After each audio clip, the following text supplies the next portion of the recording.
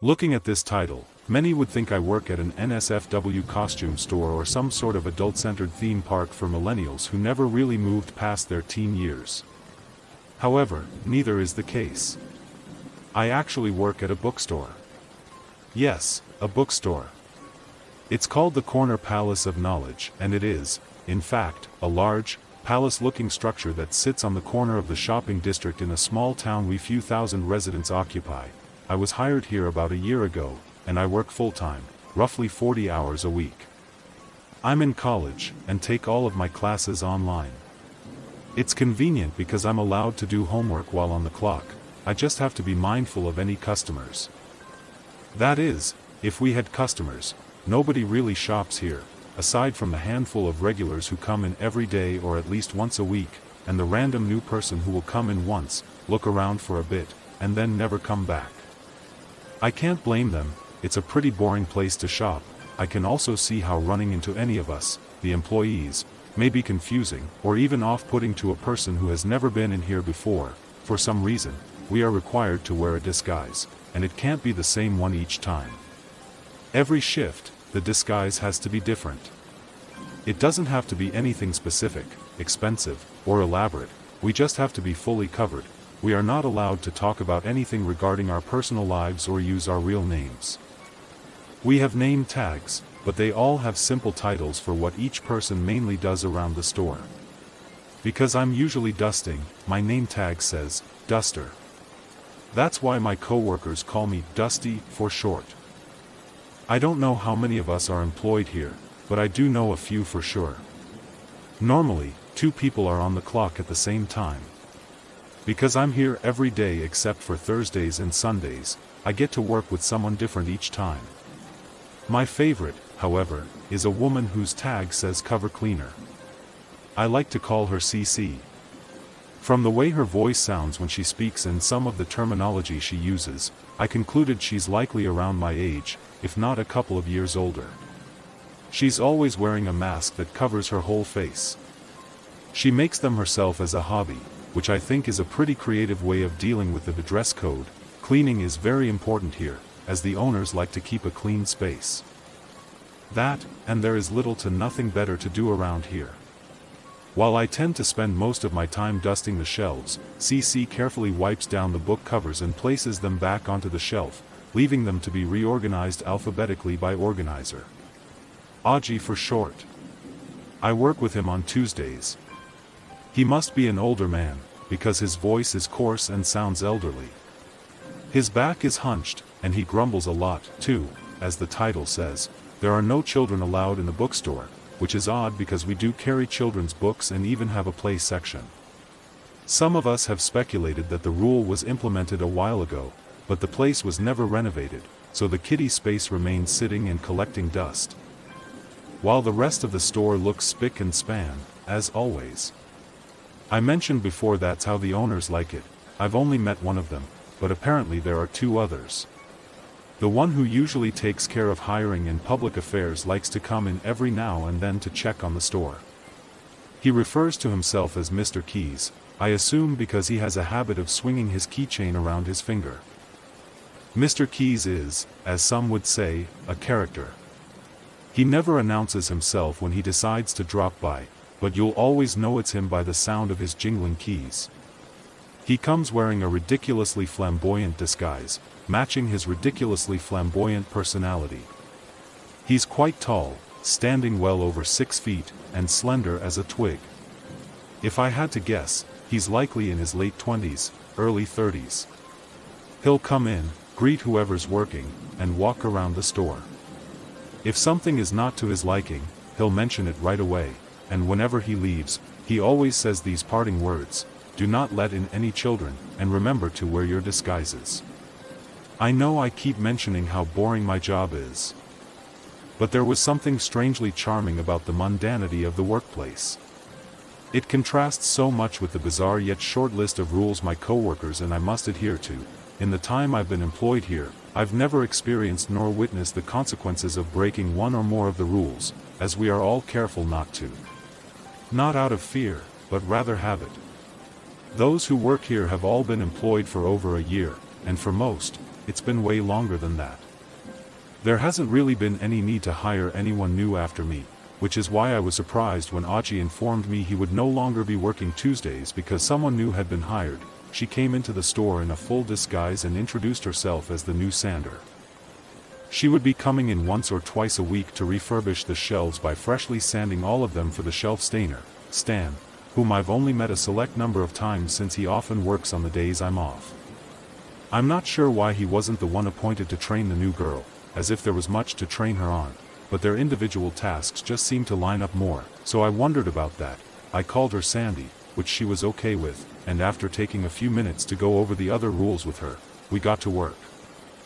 The operating hours for the store are between 3 a.m. to 6 p.m. Oddly specific, but it never mattered to me because I've always struggled to keep a healthy sleeping schedule. I prefer to work the opening shifts, and this was no different than any other early morning. I was dusting the shelves so Sandy could start sanding them to prepare for staining. After a couple of hours, I told her I would be taking one of my allotted breaks. I returned to the sound of the old telephone ringing. That's another rule, no personal devices either, so we have to use a retro telephone. I've heard people complain about this, wondering why we can't at least have a landline, but it's nowhere near the hassle of having to figure out a new disguise to wear 5 days out of the week. I walked over to answer the phone, lifting it from the stand. Corner Palace of Knowledge, what will you be reading today? The little slogan is printed on the sign hanging outside the entrance, and we're supposed to use it as part of any greeting. The other end of the line was staticky, and I was afraid the phone was finally breaking down. That thing was ancient. Just as I went to hang up, a voice emerged from the depths of the static, one that sounded cold in its straightforwardness. Good morning, Mr. Duster. We hope this message finds you well. You will have an extra task to do today. It is very important to be mindful and proceed with caution. It would appear Ms. Stander isn't feeling like someone else today. The static was cut, and a subtle monotone sound indicated that the other end of the line had gone dead. I hung up, confused and feeling disturbed. I decided to go check on Sandy. I walked around to the back of the store where we had been working, but she wasn't there. I continued around the store, calling her name when I heard what sounded like a pile of books hitting the floor. I jumped and turned to find Sandy crouched down, carefully picking them up. Oh, there you are. Sorry if I startled you. I didn't know where you went, I said, approaching her to help with the mess. As I got closer, I realized her hair was down. Her real hair. When she had come in, she was wearing a wig with some sort of head covering on, but she was no longer wearing either. I'm sure I mentioned this, but we're not supposed to take off our disguises until we've either left the building or clocked out for the day. Company policy, I guess, I explained. Sandy stood up, her back still facing me. I'm sorry, it's my first day. Please don't be mad, she said. Her voice was dry, and she spoke flatly. This reinforced my confusion and put me further on edge. Are you feeling all right?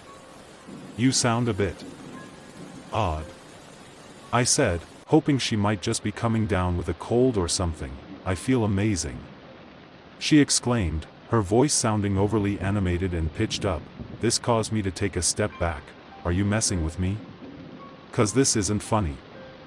We should get back to work, I said, firmly. She was unresponsive, standing completely still.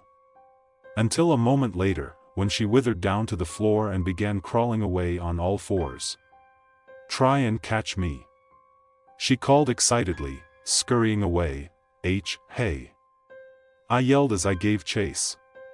I ended up losing sight of her as she disappeared in the dark corners of the store, zigzagging around the mountains of shelves lined to the brim with books. I stood beneath the bright lights, calling Sandy's name and telling her to knock it off and quit the gag already.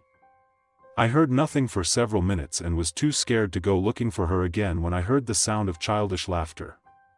Except, there were no children, only a full-grown woman doing her best imitation of a little girl's laughter. I followed the sound, and was led to the abandoned play section, where Sandy was sitting on the floor obnoxiously giggling and clashing the old toys together. I wondered if she was having some sort of episode. Maybe she has a mental condition that the owners were not privy to before hiring her. I realized talking to her as an adult wasn't working, so I tried addressing her as a child. This actually worked, and she turned to face me. Her cheeks were bright red, and her eyes were big and ocean blue. She had the face of an adult, but the expression and even features of an infant. "Hey, Sandy, why don't we take a break and go finish our project? Then, we can come back and play some more. Does that sound good?" I asked softly. She seemed to ponder my idea for a bit and responded with a resounding no. I furrowed my brow, but tried to remain calm and understanding. Never did I think I would have to gentle parent a coworker I've only met today. Oh, come on. It'll be fun, you'll see. You like sanding, remember? I said, nodding my head. She crossed her arms and scowled at me. No. No, no, no, no, no. She shouted. I stood back, becoming increasingly agitated. Young lady, come do your work this instant. I said, raising my voice. Sandy looked at me for a moment before bursting into tears. She threw herself onto her back and started flailing around on the floor. Her face grew red as she thrashed her arms and kicked her legs in a full-blown tantrum. I stood in shock, watching this unfold. This was way above my pay grade, and this might be the only job I've ever had that actually pays pretty well. I wanted to de-escalate the situation, but anything I said only seemed to make her tantrum worse. She began ripping out clumps of her hair, squealing and hiccuping like the way a baby cries, but with fully developed adult vocal cords. Her arms and legs were beginning to bruise from how aggressively she was slamming them repeatedly on the floor. She was gnashing her teeth, bits of tooth fragments flying from her mouth. She even bit off the tip of her tongue, spitting it out and bleeding from the mouth as she wailed. I was shaking like a leaf, and not knowing what else to do, I ran back to the desk and called the emergency contact number left on a slip of paper taped to the bottom of the telephone. Sandy's agonizing cries made my own throat feel scratchy and caused my pulse to accelerate as I stood, waiting for someone to answer. I listened impatiently, when my ears perked up at the sound of jingling keys coming from inside the store. "Mr. Keys," I said aloud. The lights flickered, and I heard a loud thud. I went to find Mr. Keys when I tripped over something in the split second of total darkness that befell the store. I experienced vertigo as I picked myself back up. I turned to see what I had tripped on, my heart dropping at the sight. It was a body. The big light lingering above the desk came on, and I recognized it to be the body of a woman. She was completely naked, with the skin of her face having been peeled off. Her eyes, teeth, and hair were all missing as well. I gasped, covering my mouth with both hands, trying not to scream. Tears filled my eyes, my jaw tingled, and saliva built up in my mouth as I gagged. I stumbled back to the desk where I had the sudden realization that the cries coming from the play section hadn't yet ceased. They were as loud and as tormenting as ever. I don't remember losing consciousness, but I awoke with a painful throbbing in my skull. I gripped the counter with my hand as I pulled myself up off the floor for the second time, and looked around. Mr. Keys stood on the other side of the desk, spinning his keychain around his finger. "Oh, good. You're awake," he said. "What? What happened? What the hell was all that about?" I asked, still holding on to some disbelief about the horrors I witnessed. Even through his disguise, I could see Mr. Keys grinning ear to ear, as usual. "It's been taken care of, you needn't worry about it any longer. Only concern yourself with your job here, Mr. Duster," he replied. "But, what about Ms. Sander? What happened to her?" I asked. Mr. Keys stopped spinning his keychain. "She was terminated. Ms. Sander was unfit to work here and will not be returning." I looked down at the floor, past where Mr. Keys stood.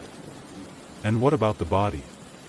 I asked, A looming realization creeping into my thoughts and running down my spine, Mr. Keys tilted his head, clenching the keys in his hand. I've already told you. It's been taken care of, you needn't worry about it any longer. Only concern yourself with your work. He said. This time, his words sounded more like an order rather than a reassurance. I opened my mouth to speak, but he immediately held his hand up to my face. No more questions, Mr. Duster. Finish your shift. Then go home and rest. He said calmly as he turned and made for the door. Oh, and of course, he began, the grin returning to his face as he twirled his keychain around his finger once more. Do not let in any children, and remember to wear your disguise.